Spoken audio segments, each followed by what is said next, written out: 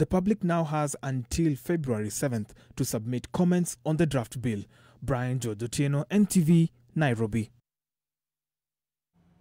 All right, very correct. As we've been informed by Brian George there, the public has until the 7th of next month, or this month, given we're just at the door of February, to submit their thoughts on the draft. I should say it is a draft bill at this stage. So here is the National Treasury and Economic Planning invite, public notice, for the public to submit their memoranda to participate in the public participation process. So they say the National Treasury and Economic Planning and Privatization Commission have finalized preparing the draft privatization bill.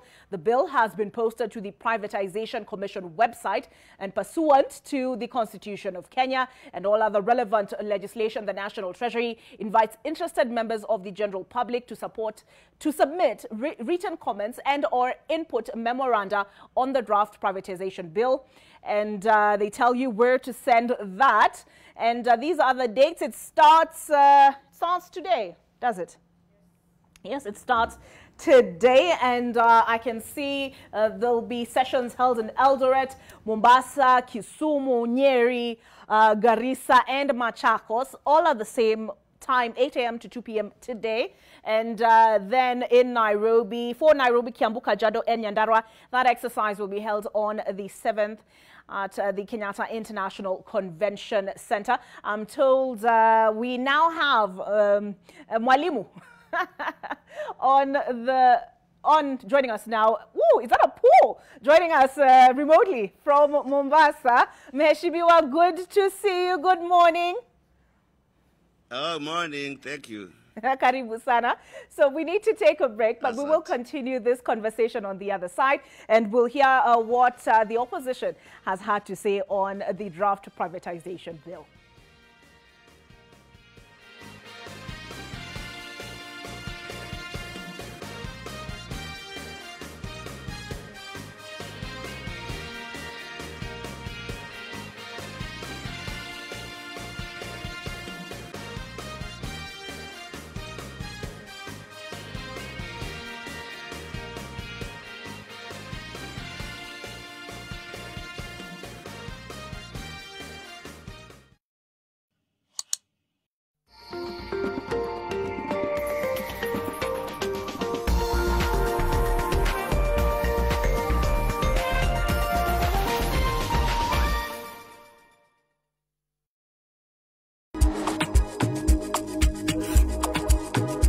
Who am I? Why am I here? What will I be remembered for? These questions come to a man at different stages of his life. Early for some, late for others. Yet some men go through life groping for answers. But fortunately for you, this doesn't have to be the case. The second edition of Man Cave is an event where you'll get to spend time with different men, learn from those who've gone ahead of you on the journey that is a man's life. Take a trip to the serene lake house, Tigoni, and experience the perfect boys getaway. Full of fun-filled games, cars, food, nyama choma, drinks, networking opportunities. 25th of February. Grab your tickets by going to www.kenyabars.com today. The Man Cave. It's a man's affair. Pata taarifa teke teke na e-paper. Stay in the know on the go. Getting the full story bilangori. To sign up, choose your preferred subscription. Use the promo code SUBZ22 to get 20% off and pay. Get your favorite newspaper and enjoy the truth anywhere, anytime. For inquiries, email epaper@ke.nationmedia.com or call 0790 111 111. Subscribe today and get your taarifa teke teke.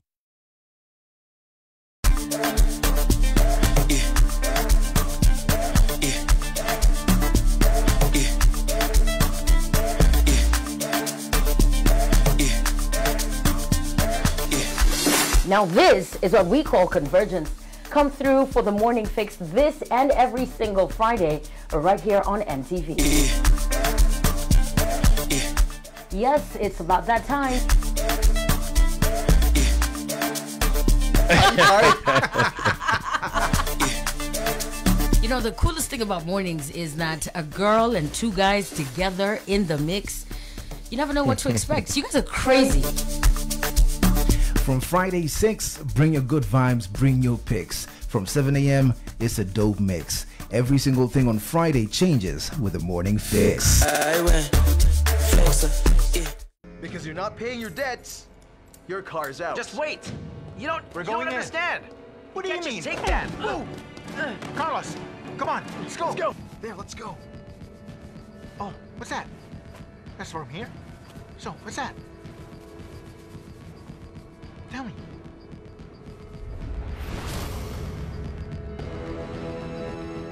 Hey, what is that? Get out of here. What? Come on, let's go. What's that? Boss! Boss! Hey, boss! Boss, welcome back, boss! Welcome back! Are you fooling me? Come with us peacefully, if you want to live. Take him. Forever, my love.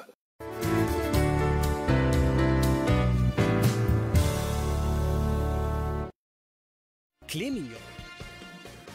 Simply visit UFAA website www.ufaa.go.ke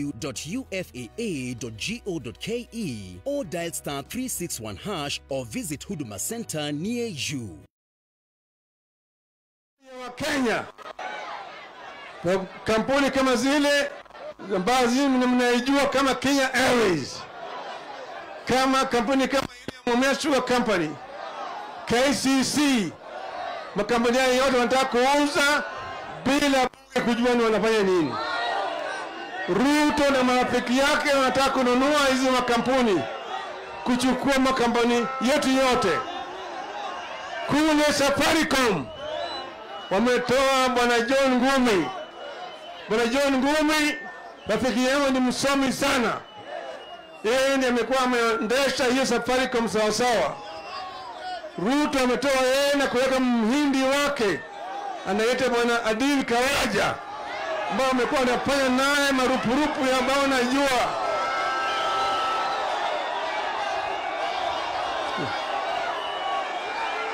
Huyu ndio dila wake. Ndio dila wake. Wanataka kuanza kusema wanaziuza na wao wenyewe ni wanazinunua.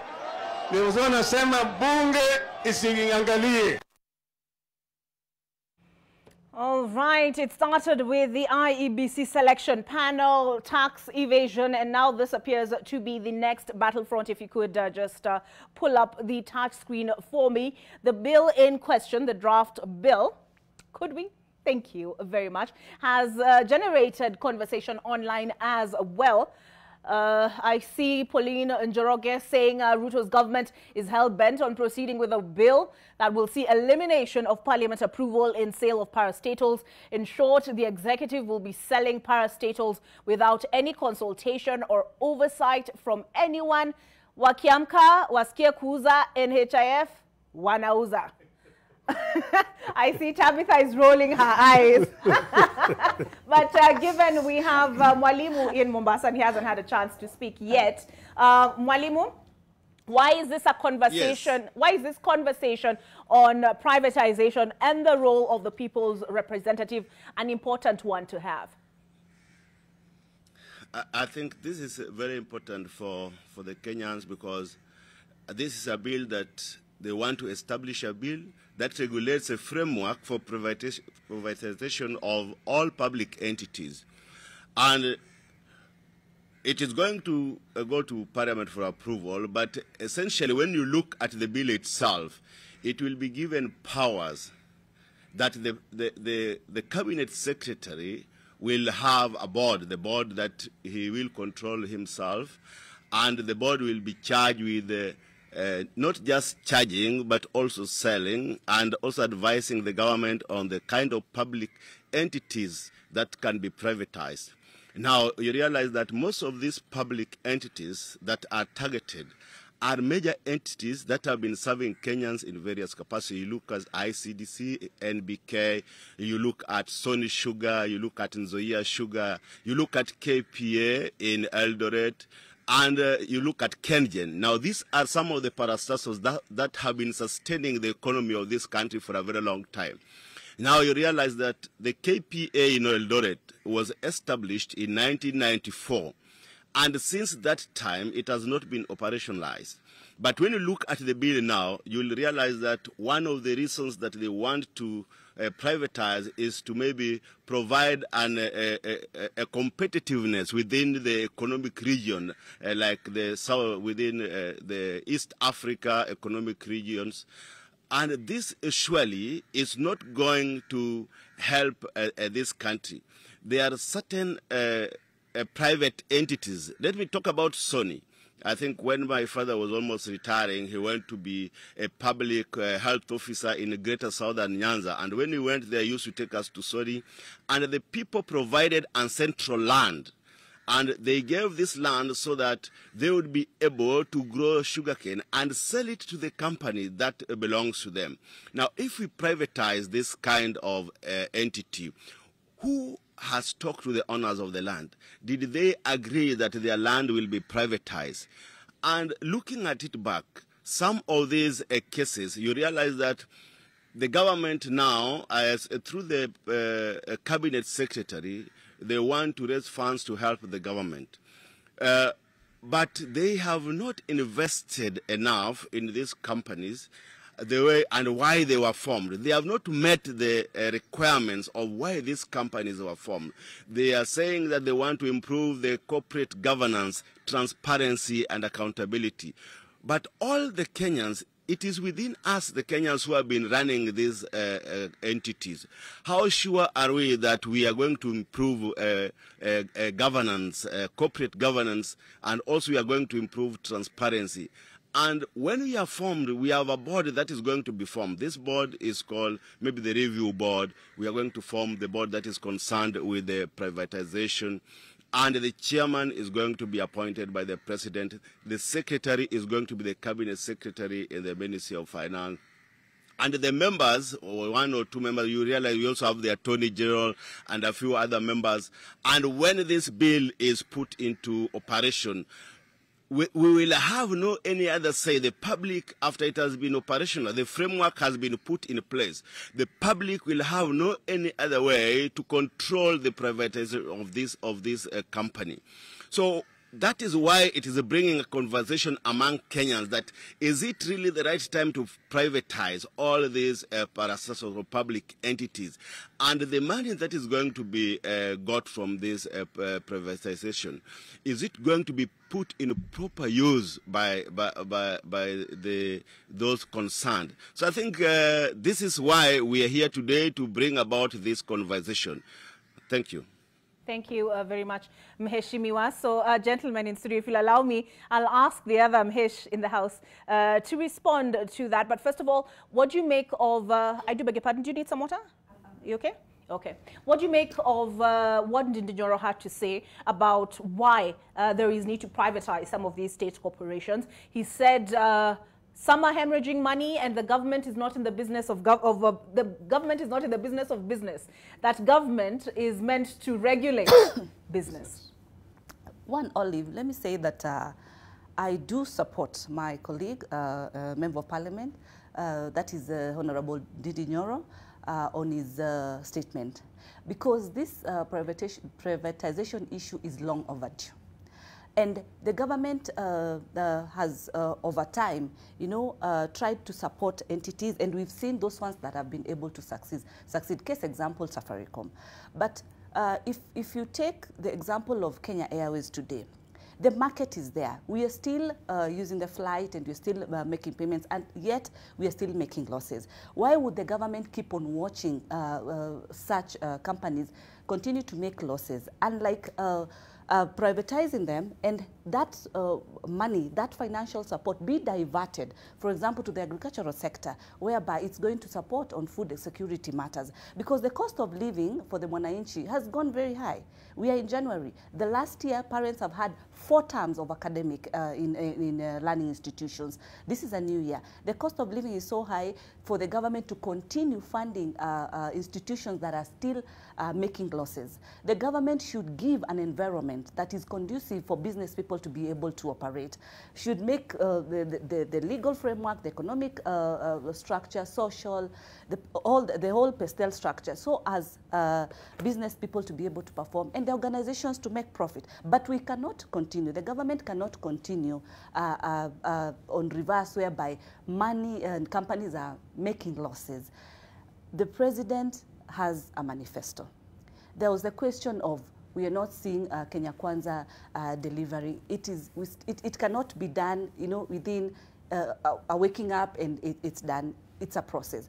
And these are some of the processes for the government to be able to save and be able to divert those fundings to paying debts and to enhancing other projects that are there, so as to cut cost for the Mwananchi, because at the end of the day, it's Mwananchi who's having the burden, who's feeling the cost.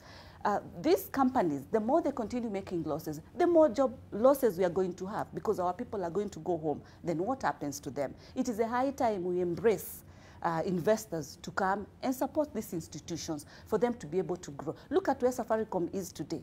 It has progressed, and it's still growing and it's still making good income. Kengen has been another example. And when my good MP of Kibra says that all parastatals, no, they are listed and they are about 26 out of 334 parastatals. It is not all of them. It is a chunk. Yes, I agree there's a question of the corruption part of it. But you see, as like any country, a democratic country, we have the government and we have the opposition, whose mandate, yes, is to keep on check, but should not mislead the people, such that the level of pessimistic is so high in such a way that anything that the government is doing is always on the negative side. And I'm happy that there's public participation in all the counties. And I would urge members to contribute and be given an opportunity to be able to have their input in order for them to participate and understand also the process. Yeah. Okay. William, Senator Mutinda says, we have a tendency to view everything that government proposes with pessimism, but are we within our rights to view it with some skepticism? Most definitely. So I have many issues with this bill, and I hope that time will allow me to say all the issues I have. When I looked at it, I actually laughed because it looked more like a joke. But let me start by saying that, yes, every government needs to privatize so that then it can boost its revenue for use in the delivery of services. Because government invests and government gets back its investment, sometimes through privatization. And so having a privatization program is okay and is allowable. That said, the first problem I have with the bill is the definition of privatization. Because the bill only says that shares, privatization means shares. So that when government lets go of its shares, then that it has privatized. But historically, we have had a problem with the privatization of functions, with the privatization of rights, with the privatization of assets. And these are not mentioned in the bill. And any privatization Privatization Act must cover all these facets of government ownership. I will explain. Functions are, for example, the Port of Mombasa. A port, there are 2 or 3 types of ports. There is what we call the English port. The English port, the government or the Port Authority owns everything and runs everything. And then there is the French port. The French port, the government is merely a landlord. And then there are people doing business there, using their cranes, offering storage, etc. And then the mix of the two. We, by state of colonialism and legacy, had what we call an English port, where the Port Authority owned and operated everything. Somehow along the line, we became a mixed port, whereby the government has given out some functions and some berths to private operators. Some of these berths being given to private operators have capacity to give us at least 5 billion shillings. And there's no explanation as to why that has been done. There is no proper process that was followed. And you get that as regards to SGR as well. You get that as regards to dialysis machines that someone just bought and took to all the level 5 and level 6 hospitals. You get that in police vehicles. Half of them are actually privatized. And so why are we privatizing functions, costing the taxpayer money, and at the same time costing the taxpayer revenue? That needs to be covered in this law. It needs to cover rights. It needs to cover assets, including digital assets. For example, if someone today decided that they own e-citizen and with all those government functions, I think this bill needs to cover that. That you do not just wake up and say, if I want to know the results of my child, I need to use your USSD, and that USSD is private. That money is going to someone privately. And so for me, the first problem with the bill is the whole issue of definition.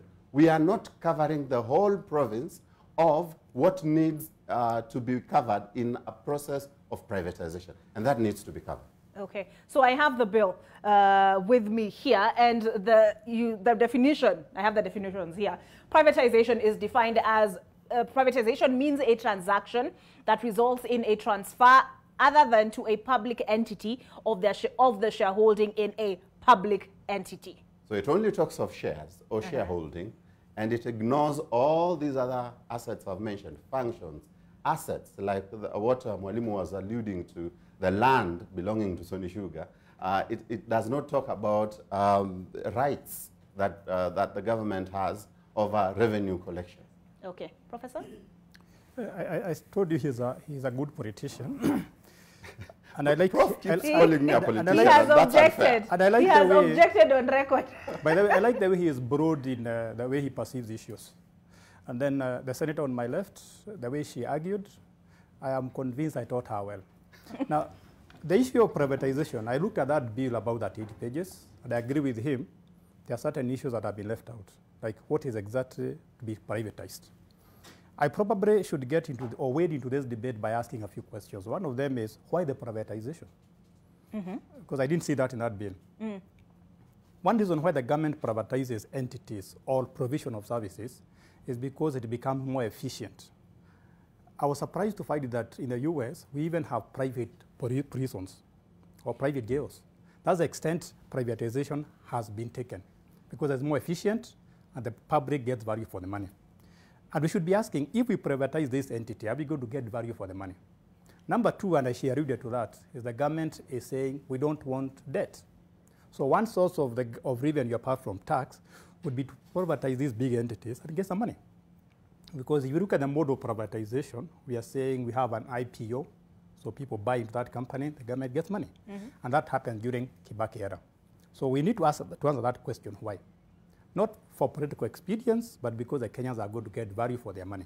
Number two is what is to be privatized. There should be a very clear criteria. Kenya Airways was privatized. It has not done very well.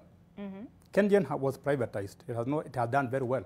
So there should be a very clear criteria what we are privatizing and why. And number three, when? There should be a time frame.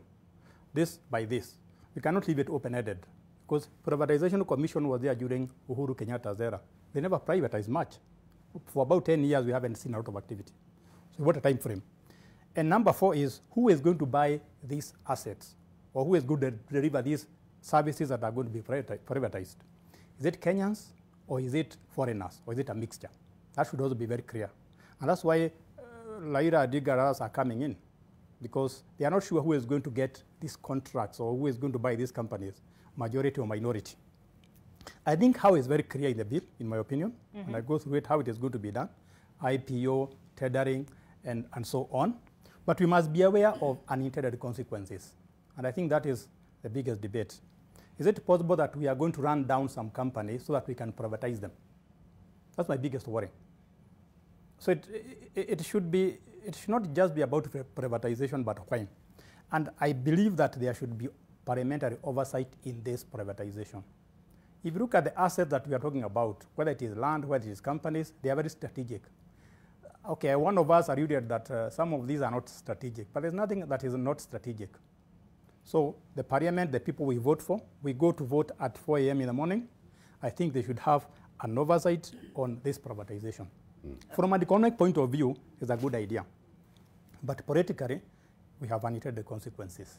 Because if you are going to sell a company like, just pick one company, like Sony, Sony Sugar. So are you going to sell the factory itself, the land itself, the employees themselves? What are you going to privatize? So it should be very clear what is being privatized so that as a voter, as a citizen of this country, I can be well informed. But I like the fact that it is being debated in the public arena. But what I've found from a past experience that most Kenyans don't care about this public participation. That's unfortunate. But I urge all Kenyans to look at the bill, give their views, because whatever is being sold, whatever is being privatized, is not owned by somebody, it's owned by all of us. So we must participate. Okay. All right. I'll bring back Mwalimu, who's in Mombasa. Mwalimu, how important is transparency in such a process? Just as my colleagues have alluded, this is very, very important because we need to look at areas that we are going to privatize. There are questions, begging questions in the Kenyans' minds that what will we do with the employees of these public entities? Apart from employees of public entities, the assets of these public entities, how far have we quantified these assets? What is really, although I've looked at the bill, and I know it is going to be brought in Parliament immediately, we come back. And the public participation also, I think, is going on and maybe given 9 or so days, and these are very short days for this kind of mega projects. But we are saying that transparency involves or encompasses different aspects in this country. We have transparency can be seen by the people, by the public, by the executive, in Parliament. Now, what is the oversight role of parliamentarians? As parliamentarians, what role, after this bill has been established, what will be our roles really in checking how this is going to happen? So really why we are here today is to check that we have that transparency and accountability. Our major role as MPs, because we have been elected by the people, we carry the sovereignty and the power of the people in this country. But when this bill leaves the House of the Parliament, it is going to be solely in the hand of a cabinet secretary and the members of the board who will be appointed either through the president and some recommended by the cabinet secretary. But the MPs will not have any other role after passing the bill. Now, where does this transparency end? The thin line of this transparency. So that is really why we are here to bring this conversation to the people, that we need to look at both transparency and corporate governance in totality and see that what we are going to privatize will be for the good of this country. The resources that will be mobilized will be put into good use. And how sure are we that now the oversight authority will have been removed and totally obliterated from the parliamentarians? Who will do this role on behalf of the Kenyan government or the Kenyan people? So I think that is where we are in terms of transparency, and I believe that this conversation should be carried on more than it is necessary. Thank you. All right. Thank you, Mwalimu. William, part of what Mwalimu talked about is, first of all, who would comprise this privatization board? And I see there will be a chairperson appointed by the president, the principal secretary to the National Treasury or designated representative, the principal secretary in the ministry for the time being responsible for matters relating to investment promotion, or a designated representative, the Attorney General, or a designated representative, 4 other persons not being public officers appointed by the Cabinet Secretary, possessing relevant skills and competencies that may be required to achieve the objective of the Act, and the Managing Director of the authority. The chairperson and members of the board appointed under Section 1E shall hold office for a term of 3 years and may be eligible for reappointment one further term of 3 years. But do you see a problem with the composition of this board? I have no problem with the composition of the board. You look at it, it's your traditional parastatal board. The president appoints, the cabinet secretary appoints, there's representation from the accounting officers of the ministries. It's okay. I, however, have a problem as regards, historically, the secrecy in the process of privatization. And yes, we are debating the bill, but in the past, what has happened is they would come up with the privatization program, as they have right now, and then somehow, somewhere, you will hear the, LICO Regency or Grand Regency, which was reverted back to the taxpayer, has been privatized. And you don't know how, when it happened. Right now, there are talks that, Kenya Ports Authority functions have already been privatized. And you don't know how, and you don't know how that happened. There is a part that also made me a bit afraid, part 4D, that says a balance sheet reorganization that leads to dilution of the percentage shares should be exempted from the eyes of the privatization authority, which I felt was a bit too broad to allow that a board at Pipeline or a board at Kenya Airways that has 48% shareholding from the people of Kenya can reorganize their balance sheet and leave the shareholders and leave the Kenyan people with 1% in their balance sheet. And it is okay. The privatization authority does not have to look at it. The people of Kenya do not have to look at it. I think for me, the bigger issue, the bigger concern should be the secrecy around which we do our privatization. It should be open, it should be transparent, and the process should be as inclusive as possible. Okay. Yes, Senator.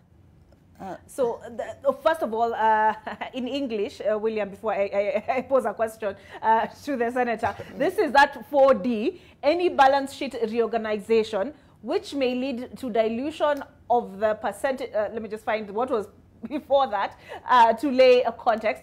This act shall not apply to, and this is the provision you're saying you have a problem with, William. Any balance sheet reorganization which may lead to dilution of the percentage of shares held by a public entity. Yes.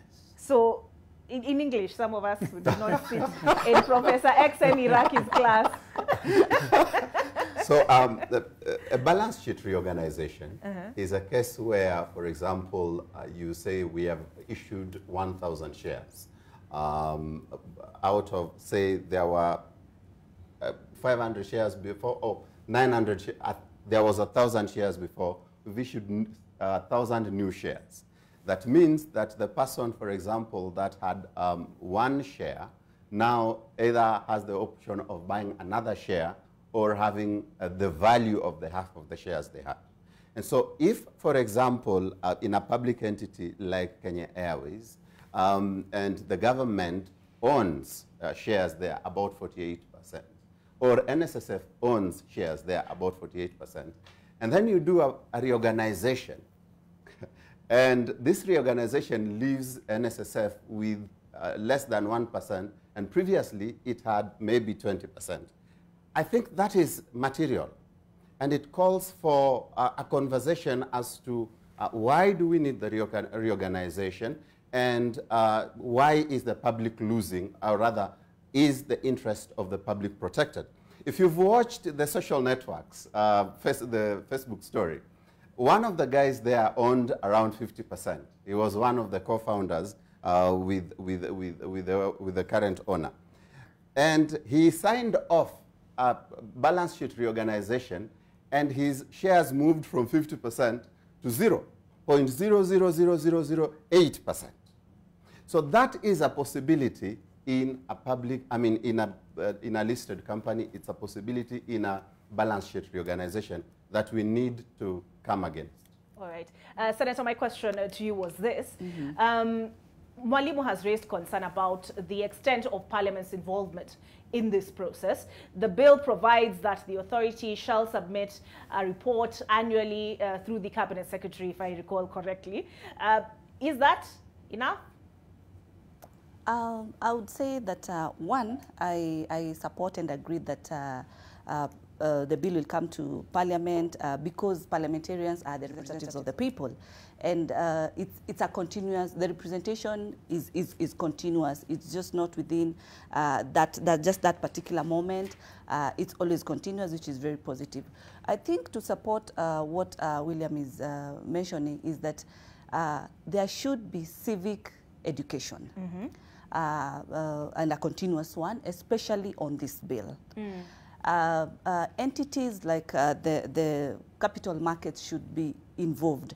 Their input is very, very important because these are long-term processes, and when a company definitely is sold, it's now the ownership is actually transferred. It's long-term, and so there should be deeper understanding.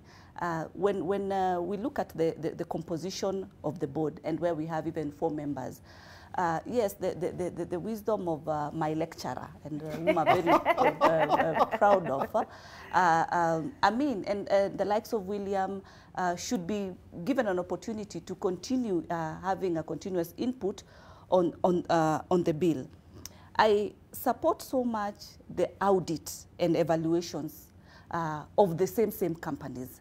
Value should be given to the companies. It should not be a case whereby corruption matters and evaluation, so that the hallucination of people seeming to be given opportunity to just buy off, that should not be the case. It should be fair. I agree with what the Kibra MP is talking about in terms of the farmers. The farmers who are also co-owners of these companies, because they provide the raw materials. They've been having this for quite a long duration of time, and they should be given an opportunity actually to get shares as farmers. So for me, maybe the time is the timings between 8 to 2 is about just 6 hours, which is today, might not be enough.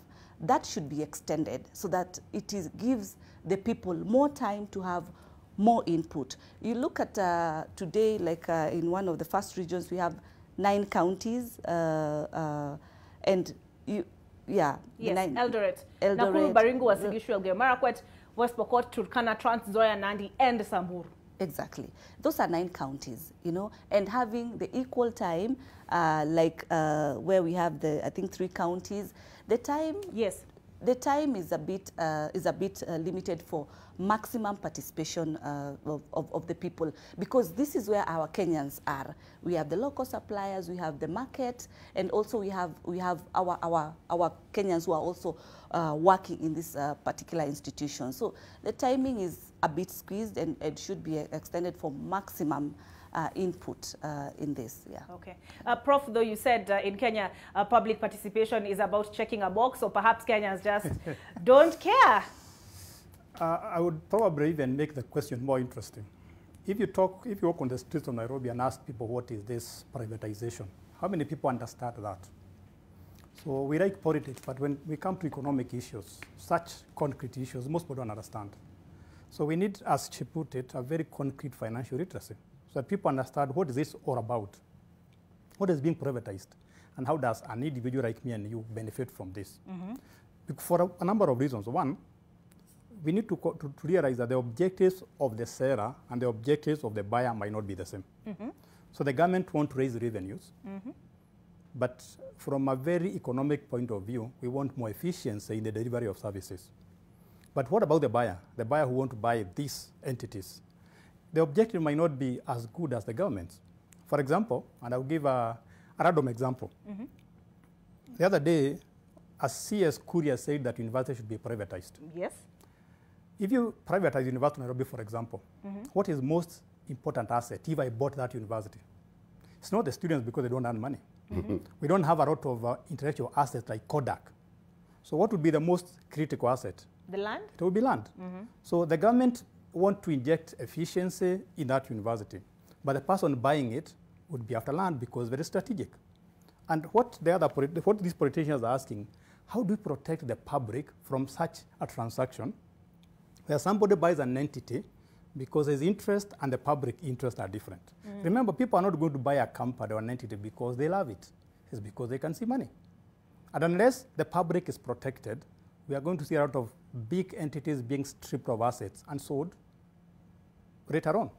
So that's why I want the parliament to be there, because our representative, they can see what an ordinary Mwananchi cannot see. Assuming that the public, not the public, but the MPs are objective, because they could also be having their vested interests. But the key issue in privatization is one, transparency. Okay. And you talked about, William, we need to take a break, but when we come back, perhaps you can tell us in this definition, because you've said this definition of privatization does not really cover everything it needs to cover. So when we're talking about privatization, does it also involve just selling a stake? When they talk about privatizing public universities, does everything come in one basket? Or, because you're also talking about functions, French ports, English ports. I feel like I'm in an economics class. But we'll get more insight into that on the other side of this break.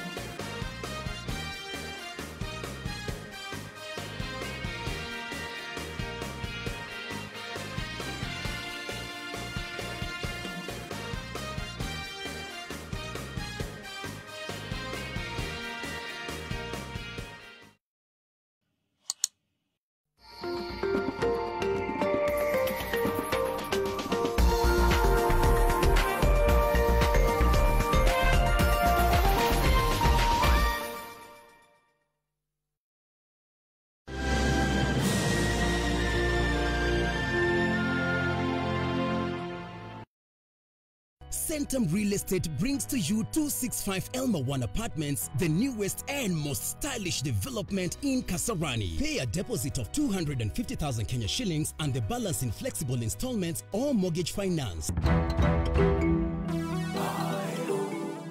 Daring Abroad makes me dare. It's the only show of its kind in the world. And now, it's bigger. And even more entertaining and informative than before. Hapa kunaitwa Kakoe na inatubaba sana. From London to Jersey Island. Goma in the Democratic Republic of Congo to the scenic features of Uganda, the Pearl of Africa. And many more places abroad and at home. I watch Daring Abroad. I like the stories which people bring. Daring Abroad every Saturday at 7:30 p.m. with repeats every Sunday at 1:30 p.m. on NTV. This isn't easy for me at all, huh? Won't you give me a hug? Are you really going to stay angry with me forever? Well, I think so. If that's the case, tell me the truth. The truth is that I go by the name Amanda now. No. Your name is Maribel. I was Maribel, but that's in the past. Oh, please, Silvana, could you stop playing games with me? Nobody can find out who I was. And why not? Because of what we both know. Yes, that's correct, because of what you and I both know. It had to be you.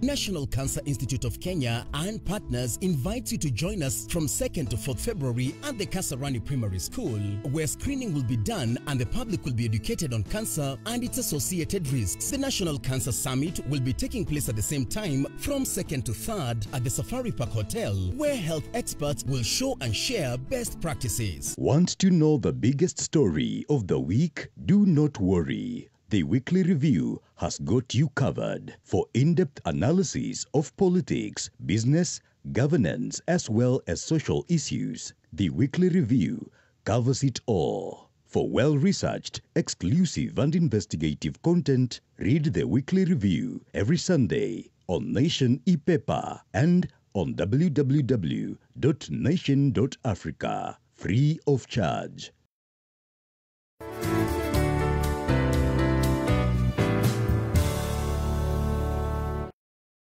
Claiming your assets is easy. Simply visit UFAA website www.ufaa.go.ke or dial *361# or visit Huduma Center near you.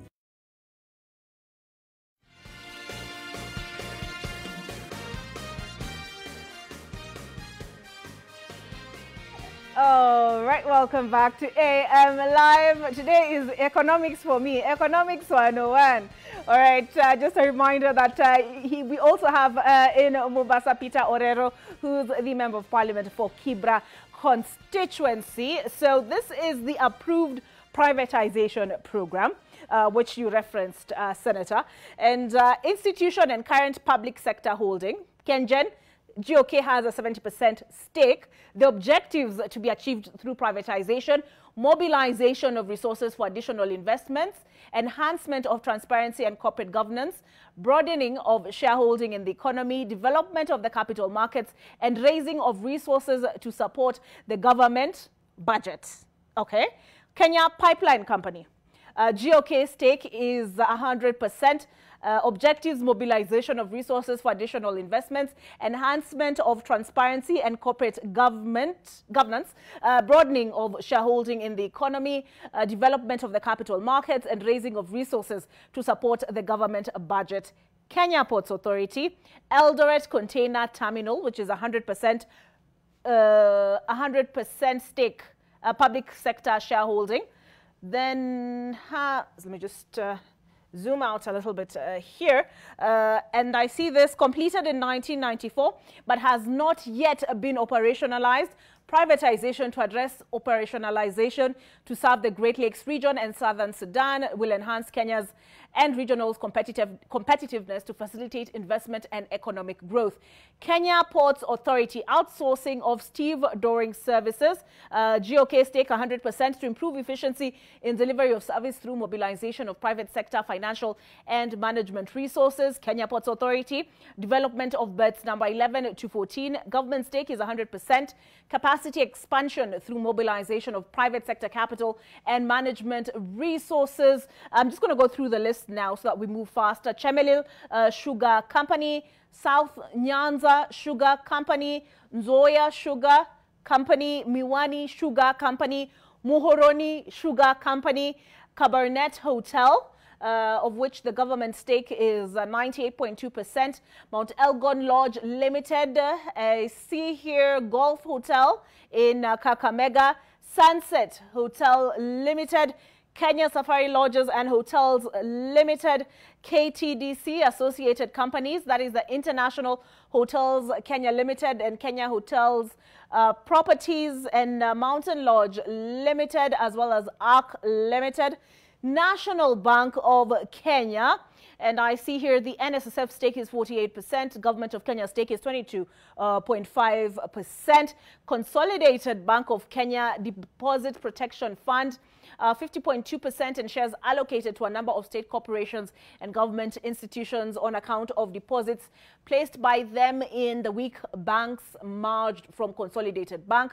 Development Bank of Kenya, Agrochemical and Food Corporation, Kenya Wine Agencies, East African Portland Cement, NSSF I see has a 27% stake, GOK 25%, Kenya Meat Commission, which is interesting because former President Uhuru Kenyatta had mobilized military personnel to revive it. And I thought at least the narrative was that its fortunes were changing. So 100% stake restructuring and privatization will address KMC's future viability and the required financial and management resources. New Kenya Cooperative Creameries, that's the new KCC. Again, monies were pumped into KCC to revive it. Privatization of the company will address future governance and sustainability of its operations. Numerical Machining Complex, Kenya Railways Corporation, University of Nairobi, 49%. Its restructuring and privatization will address the utilization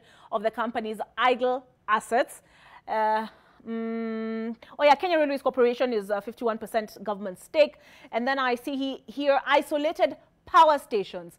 Concessioning approved by Parliament through sessional paper on energy in October of 2004. Inclusion of the isolated power stations in the program will facilitate comprehensive review of the appropriate privatization method. I don't know, Prof, you'll tell us whether this answers the why privatize, the objectives. But first, I'd like to hear from Mwalimu. What do you make of this list of 26? I see banks, I see hotels, I see, what else did really caught my attention? Sugar companies on this list. I mean, some of the names on here that have really caught my eye are National Bank, KCC, Kenya Meat Commission. At the end there, what did I see? Even isolated, University of Nairobi, yes, and even isolated power stations. Mwalimu, I wonder what you make of this list and the justification that's been provided. I think, sincerely speaking, when you look at justifications on paper, they sound pretty good. And the objects of this also, I think even from the beginning, when we had these entities, public entities being put up, we must have had the same reasons why we wanted these public entities to be put up. We are aware that some of these public entities have been struggling, but I think it is because of the government support and because of the public involvement of the running of the public entities that has been low in this country. But like KMC, the former regime really tried to bring it up, just as you have said.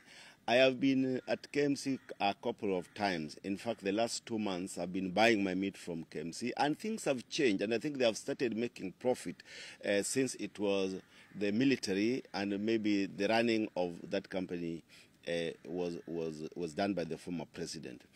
To me, when we look at this privatization of these public entities, the reasons behind them, as you can see, we needed a longer period of time, and we needed to tackle each of them, maybe at a particular time. When they are lumped, like there are 29 of them, and these are some of the core public entities that this country has ever had, that this country relied on to bring development, to employ people, to improve resources to the government.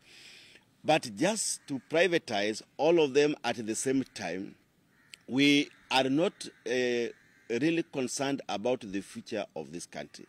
We need to involve a lot of the public. We need to involve economic giants like my colleagues there. They need to give a lot of input and see which ones do we start with. I have also seen that some of the monies that we are going to get from maybe the government-owned entities will go to Consolidated Bank, when these others will go to accounts where they will raise profit margins. And how we are going to invest some of these profit margins in the future. We know we want to raise funds for the government to pay increasing debts in this country. But really, is it the best way to do this? This public participation will form the basis of this privatization. We must use public participation to bring into play what the minds of the Kenyans want. But really, it is not just about the minds of Kenya. Economically, is it good for the Kenyans to privatize all the leading public entities? When you look at Kengen, you look at KPA, you look at this sugar belt, we are saying that it will bring competitiveness in the regional economic bloc in this country. I have seen that when we want to privatize sugar, they want the government to meet COMESA sugar safeguards. Is it about COMESA sugar safeguards, or is it is about the Kenyan public? We have tried the East African community, and Kenya being the big boy, we are always trying to impress our co-partners to join us. If we are going to privatize this, what guarantee do we have that these other countries will be involved and will make Kenya to be competitive among our own regional blocs? It could be still another white elephant, but we are saying that what have we put in place so that when we have these private companies come in, do we have legal framework to protect the interests of the public that are involved in some of these economic blocks, like the sugar belt? What are we putting in place to put legal framework for the farmers themselves, the shareholders? When you look at them, those legal framework, when you look at them look at them deeply, they are very, very shallow, and it will bring into play all the powers vested in the cabinet secretary after the bill has passed through the parliament. It will not give all the other people, all the public, any powers to participate in any of this privatization. So I think this is the conversation that we really need to look at as a Kenyan people. We really need to look at the public, the interests of the public on the transparency of the resultant end of buying of these public entities. Thank you. All right. And what he's talking about, for example, Nzoia Sugar, the justification is to meet government COMESA sugar safeguard commitment to privatize sugar companies, will address the excess debt situation and mobilize resources to support expansion and modernization program. I remember just before former President Uhuru Kenyatta left office, he commissioned some new equipment at Nzoia Sugar. And did he promise some 500 billion shillings or such? Let me see. He pointed out that despite allocating close to 1.2 billion shillings, the Nzoia Sugar Factory, the investment amounted to nothing because the funds were not used for the intended purposes. And they were to resume production following the announcement of a 500 million shilling bailout to offset arrears owed to farmers and workers. Is there a case to be made for not sending bad money after bad? You know, even with this administration, they've talked of Kenya Airways. Kenya Airways reported a loss. And President William Ruto's administration has been very clear. I need to check my notes, but they set a timeline within which Kenya Airways will have to get itself in order. Is there a case to be made, William, for not sending bad money after bad? And perhaps, Prof, you can tell us whether this justification, because you said it's not just about the how, it should be about the why are we privatizing. Are you convinced by these objectives? All right. First of all, let me speak about some of the areas I know, which is around labor economics and maritime economics. There is no study that has supported that if you privatize a port function, for example, that it will be more efficient. On the contrary, some of them have even retrogressed after you've privatized. And so you find that it is not in every area where if you privatize, you will increase efficiency, you will increase production, or you will make the company any better. In the case of the sugar belt, for example, there are two things. One, some of the companies that have been privatized, like Mumias Sugar, have underperformed or performed better.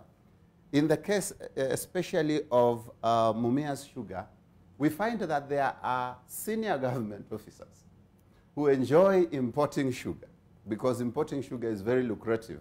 You do not have to think about weather. You do not have to think about farmers. You do not have to think about employees. You just invest 2 billion shillings. You bring it in, and in another 1 week or another 1 month, your 2 billion is back plus an extra billion or something like that. And so it's very lucrative. And there are people who have made effort to sabotage some of these sugar companies so that their import business continues. And that needs to be addressed before we go into privatization. Because if we go into privatization and we haven't addressed the issue of cartels, we haven't addressed the governance issues, then we are going to repeat the same mistakes as we did with Mumias Sugar. The same can be said of Kenya Airways, because these guys have a monopoly. These guys have some very good, well, at least they had a monopoly in the region some years back. They had significant and a very beautiful market share in the region. Anywhere you go, whether it's DRC or West Africa, you mention Kenya Airways and people actually would recognize that brand. And somehow they are making losses. And they are not making losses because their revenues are low, as they crossed the 100 billion revenue long time ago. And so now we are talking about hundreds of billions of revenue. But at the same time, they are making losses. it is because someone is keen on the 48% shares that are owned by the government. They want to devalue the company so that at the end of the day, we can say this company is just too expensive to us, and then sell it off, and then they get it. But before that, they have issued some very expensive aircrafts to Kenya Airways and made it very difficult. And so I do not support the idea that merely because a company is underperforming, then we should privatize it. No. One, because not always that privatization works. And two, because there are people who intentionally make these companies to underperform. We need to address the governance issues as well. All right. And Senator, what do you make of the case that William has presented? That perhaps privatization is not the solution. That in many of these cases, some of these entities listed here, it's a question of management. Sugar companies, we've seen cases in court, persons who cheated the taxpayers as investors of monies in these sugar companies.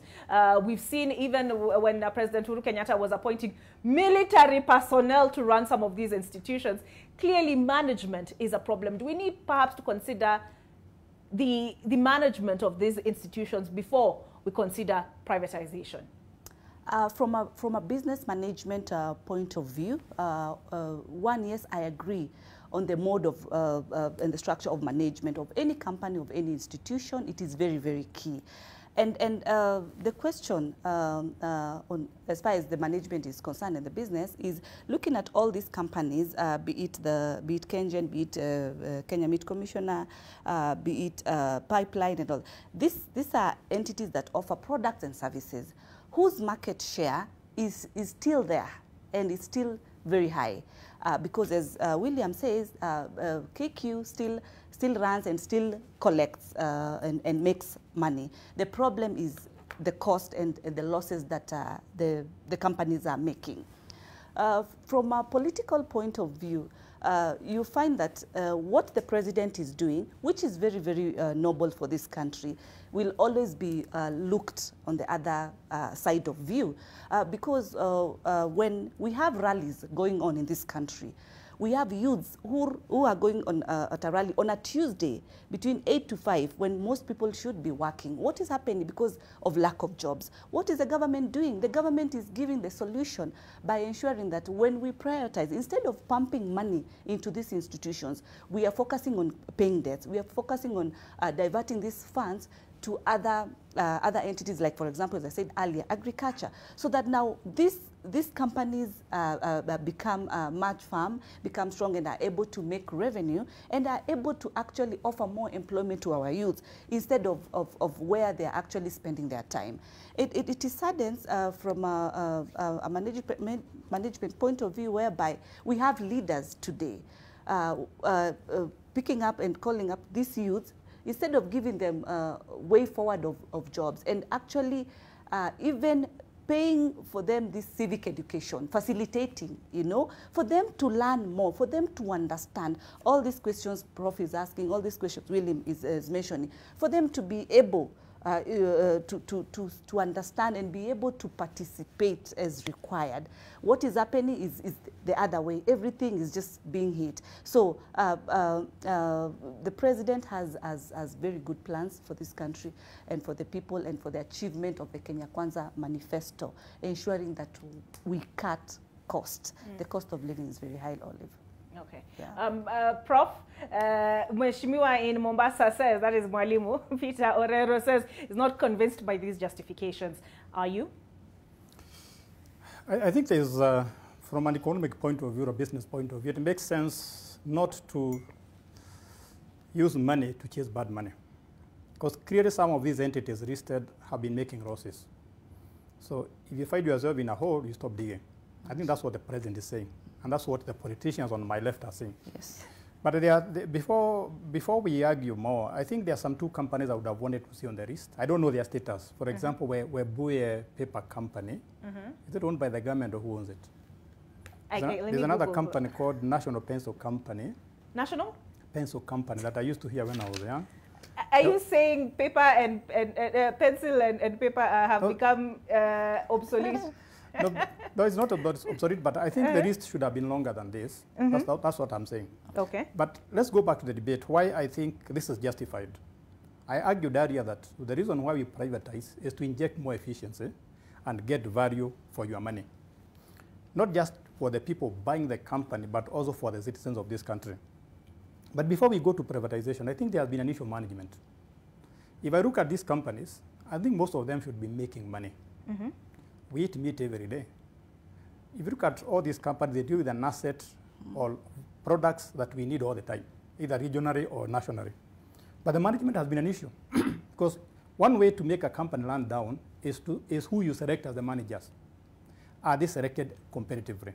Because we have this problem in the public sector where people are not always given jobs based on merit. There are other considerations. And nobody wants to say loudly that this is one reason why they underperform. It's not so much about the market because the market has not changed drastically, the market for these goods and services. So are we convinced that once we privatize them, the management will be given free hand to run the organization in the best way possible? And number two, I have looked at the economic environment where these companies have operated.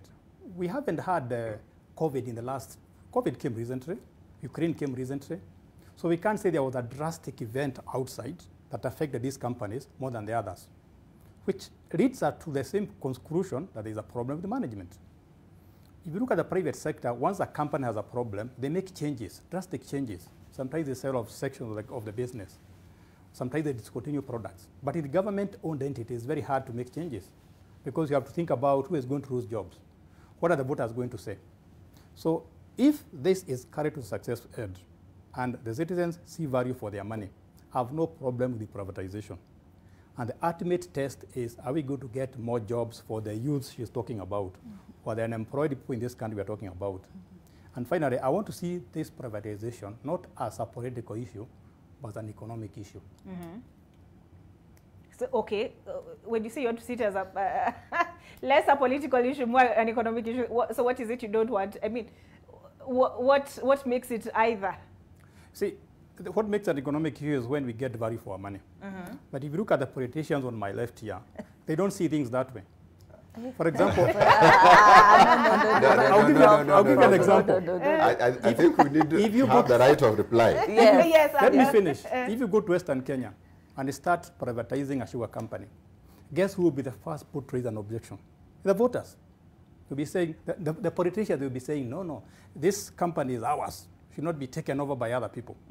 So it's an economic issue, but we must have politicians at the back of our mind.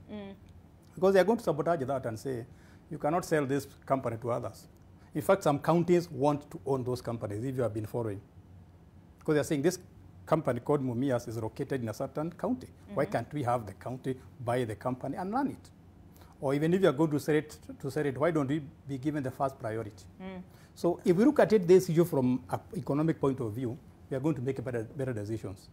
But you can be sure politicians will always be somewhere at the back. And you can see they are the majority today. All right, Tabitha? No, let me say this, Prof, in business. Willing seller, willing buyer. If the value will be, for me, I advocate the value to be publicly put in place so that whoever is willing to buy and acquire, then there's no problem. So why should we start focusing and start saying, oh, the politicians will buy, or this family will buy, or looking at it from that perspective? If the county also, some of the entities are actually co-owned by the county. And as Senate, we have a function to oversight that. So if also the county will come and say, let us now acquire the maximum shares of this particular company, well and good. It's willing seller, willing buyer. So we should, yes, I agree with Rob, we should separate the negativity political of it and the economic part of it, because the economic part of it is very, very key. And the political part is what I addressed earlier and said, our people, the voters, should not be misled. The opposition should stop misleading Kenyans into the negativity of the privatization of it, and should actually give them more information on the benefits of this privatization, on also how they can also acquire some of these shares that will be put out there in the market. I said an audit should be done so that we are able to understand what is the value, is it fair, so that we don't entertain corruption. One of the key focuses of the President, His Excellency William Ruto, is to ensure we reduce these corruption cases at the highest level possible. All right. And William, I'll invite you to have the last word on this subject. But my question is this, right? When we're talking, because you're the one who introduced the definition of privatization. Given that Zakayo Mtoza Ushuru is trending, when we talk about privatization, no, I'm just saying I'm going to make a biblical reference. Is it that the government now is totally washing its hands of this list of 26? Or does privatization have shades of grey, you know, that perhaps the government will retain the assets, but the management will be handed over to a private entity? I mean, the companies will be handed over to a private entity to run, but the assets could remain. The government's ama kabisa mjipange. Yo kabisa ikiendaga imeendaga. But let me start by saying that Prof should stop calling me a politician. I am an economist, and economics is a political discipline. Future. The first discipline within economics was political economy. That started off as an issue to address political policy. But secondly, these matters are highly political because they touch on the welfare of people. And so even him is a politician. As an economist. I disagree. That, of course, I also disagree. But that said, I want to say, yes, when you privatize, you really have privatized. It's out there. You no longer have control over it. What you have simply said is that you guys take a hold of this thing and run with it. So that if, for example, someone buys the University of Nairobi today and decides they are moving the main campus out of the city and using that land for something else, that is within the purview of their right as the owners of the University of Nairobi, because you have privatized. But as to whether this administration is very sincere about it, look, I introduced the definition of privatization because in my mind I'm thinking, if I have a cow and I take it to a slaughterhouse and I tell the slaughterman that you are responsible only for the thighs, and what about the other parts? No, those ones I don't care about. You are only responsible for the thighs. And then after he has slaughtered, only the thighs remain there and the other parts have gone. What will the slaughterman conclude? This guy who brought me this thing must be not the real owner of the cow, and so he brought the cow so that he can steal the other parts. I have a feeling that because the government is very keen on only talking about shares, there must be some fishy business about the shares, about the rights, about the functions, about the assets. Why are we not including them in the bill? As I finish, the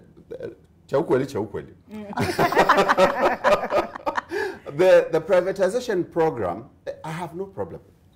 And I hear Prof saying that the list should be long. The program is usually a temporary document that comes out every now and then, approved by cabinet. And so in this specific amount of time we are speaking about, that is the program. But in another 2 years, there will be a new program probably that includes, for example, Webuye, that includes the paper pencil or the pencil company he's talking about. But my problem, the bigger problem is that because the Privatization Act that these guys are proposing, or the bill that they are proposing, does not necessarily specify the public entities that can be privatized. Tomorrow, someone can wake up and say they want to privatize Moi Air Base. And because they have emasculated the role of parliament in this discussion, so that Mheshimiwa here cannot actually say no, but you cannot privatize Moi Air Base in a sleep. Someone can just decide they are privatizing Moi Air Base, and they agree, and they do so, and we have nothing to do about it. Okay. I think we need to specify the public entities that can be privatized, so that the strategic entities of the public are actually protected by this law. All right. Quickly, Mwalimu, the last word. I hear you're also eager to get back to that post-election seminar you're attending in Mombasa. In a minute or so, your last word? I think this has been a very good discussion, especially on public entities. I just concur with my colleague that we need a very good legal framework to see to what extent can we privatize public entities and which areas. We must also make it quite difficult for the privatization authority, which will be the Act of Parliament maybe will create. They must be given the areas they can operate, but when you look at their function, they are the people who can sue and can be sued. They will always implement on behalf of the government all the public entities, privatization. They can buy, they can sell. So we need to put very stringent legal framework because it will have left the hands of the parliament and nobody will again oversight this authority. Yet certain funds they will get from the public coffers. So we must have measures that will help the common mwananchi, that will safeguard the public entities, that will safeguard the interests of the Kenyans at large, that in the future we will not be blamed for not have been involved in this process, and the country will say that during our time we made certain mistakes that we cannot correct. Otherwise, I want to say that we must have proper civic education.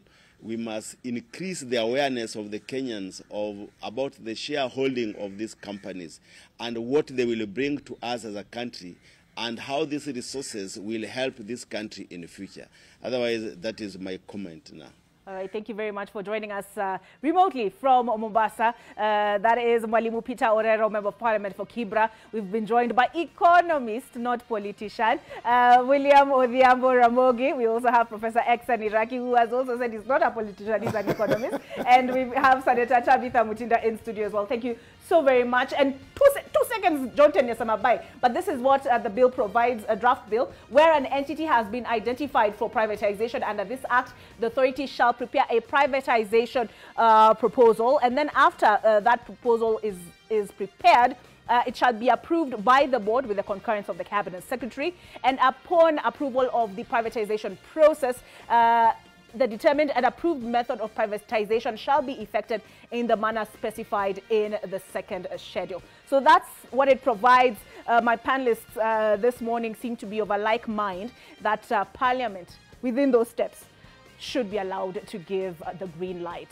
All right, that's it. My name is Olive Burrows. That's it for AM Live. Tomorrow morning you have Zainab Ismail as well as on Thursday. I will see you at 9 p.m. tomorrow and on Friday morning. Have a good day.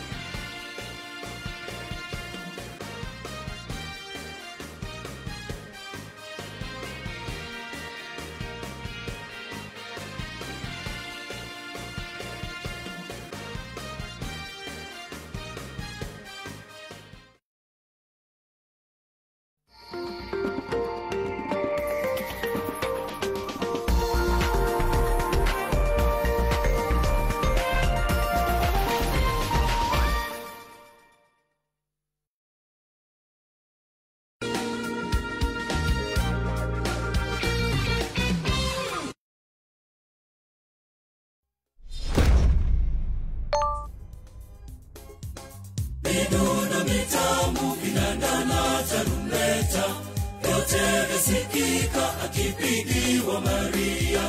Midundo mitamu vinandana tarumbeta, yote yasikika akipigiwa Maria. Twakushangilia tukiwa nayo furaha, salamu Maria, mama wa huruma. Twakushangilia. To get Midundo Mitamu by St. Raphael Benedictine, dial star 811 star 937 hash. Skiza, Nan Nation.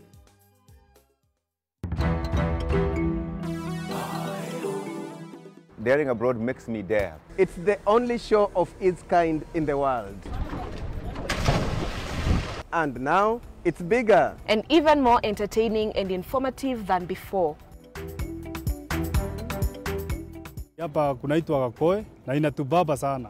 From London to Jersey Island. Goma in the Democratic Republic of Congo, to the scenic features of Uganda, the Pearl of Africa.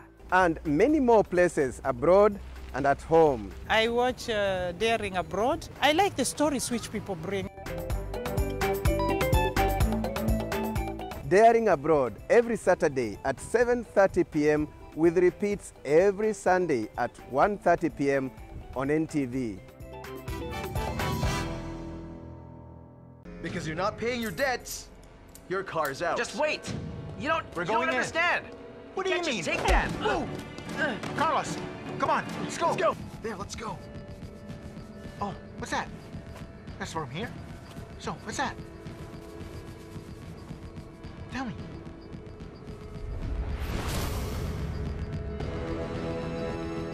Hey, we need to get out of here. What? Come on, let's go. What's that? Boss, boss, boss! Hey, boss! Boss, welcome back, boss! Welcome back! Are you fooling me? Come with us peacefully. If you want to live, take him. Forever my love. It's the headquarters of good vibes. So I should just kneel and begin to call on Jesus because I'm a bishop.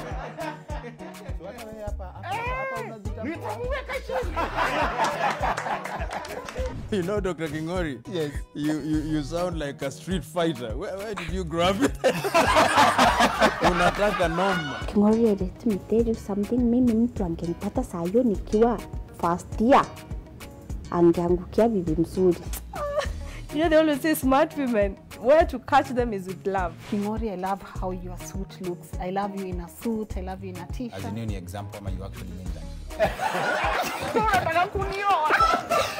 Maifungua akili ya msee ama kichwa ya msee ukapata vile watu husema jamaa ana